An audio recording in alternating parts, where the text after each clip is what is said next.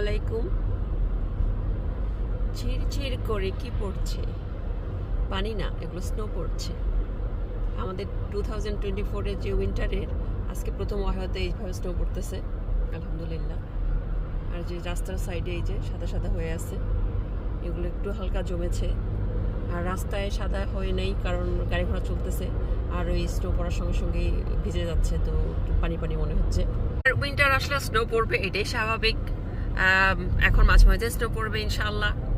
কিন্তু ওই যে প্রথম যেদিন পড়ে সেটাই সবাইকে মানে অভিভূত করে, ও আজকে প্রথম পড়লো।